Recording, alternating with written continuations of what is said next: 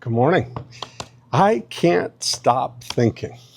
I just can't stop it. Since yesterday when we discovered the beginnings of what became the 8 profit activators, I've really been recognizing the impact and the value of having your own frame of reference, your own model for thinking about it. I think in a very early video, I mentioned that idea of taking in information and forming your models and combining them with all the things that you are, or using it as a filter to put all of the ideas that you have. And I was reminded how literally everything that I do to this day, business wise, is filtered through this lens of what's now the 8 profit activators. So I'm quickly able to look at a business, diagnose what the big opportunity is, and then immediately have this bank of experience and ideas that I can apply to combine with that business model. And it's been my magic, my winning formula. And I started realizing that anything like these amazing similarities in some different things that we've seen over the last 30 years. Like when you really think about where we are here in 1997, there's a lot of things that haven't happened yet. The internet is literally just getting started.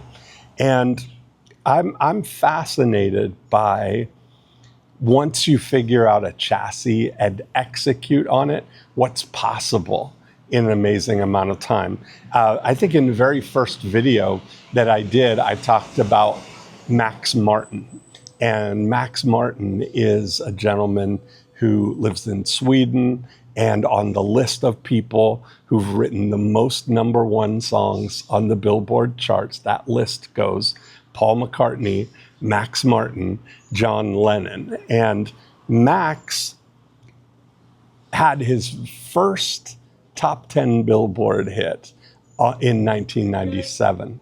If you remember that whole thing, it's amazing, what can happen.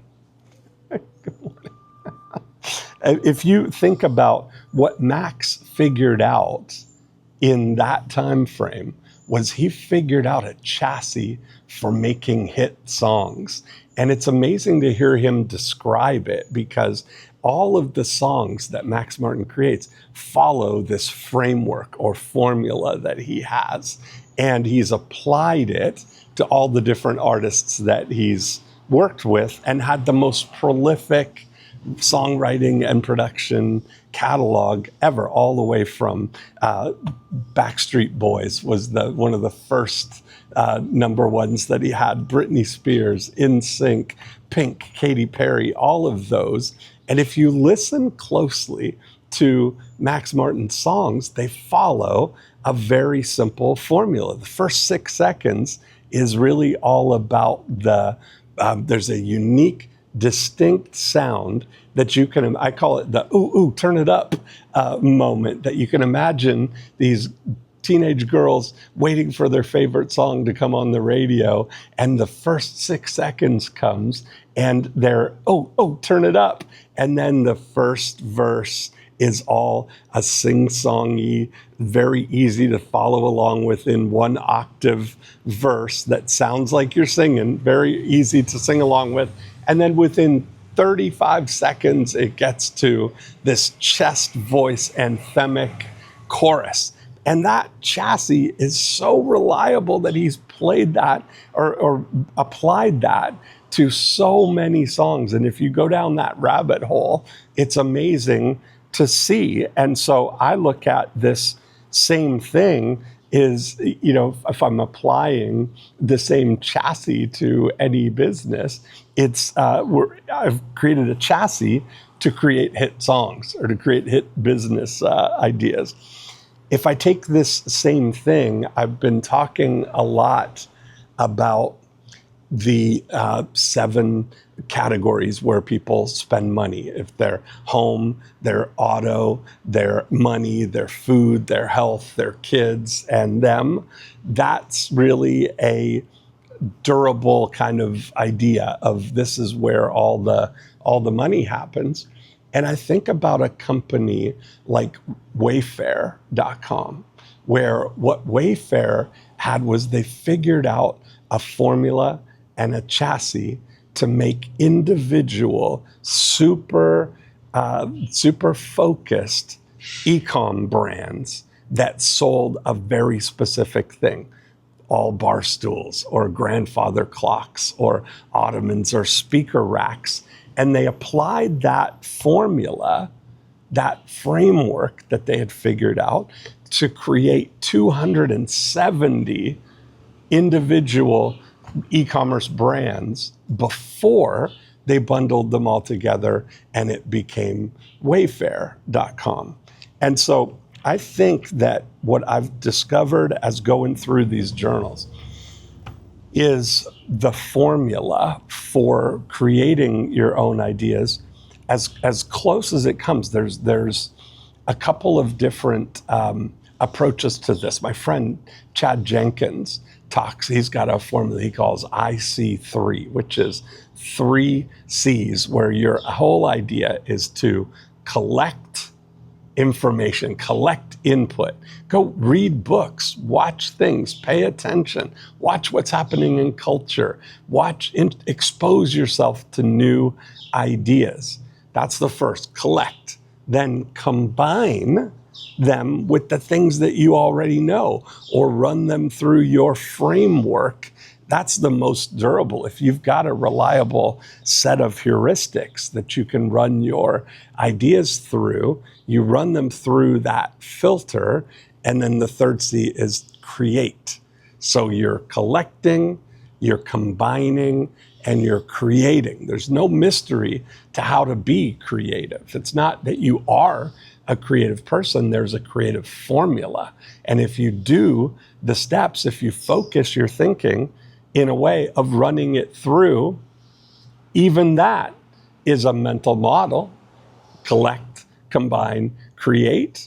And I'm just seeing in retroactively all of the things from the genesis of this. And we're going to see as I go through the rest of these journals. Remember, we're only in journal number 4. It's early 1997 here. I got 160 of these journals. And I know some of the things that are coming because I was there. I know what we've been able to do, but it's the funniest thing is trying to take today's perspective and interpret it through what I was going through here. But I'm having some insights for myself in going through this process, and I hope that you are too. I got a funny email the other day from Rick. It says, Dean, question. Are you saying you can teach me to make fat stacks by hanging out at a pub, drinking coffee like you?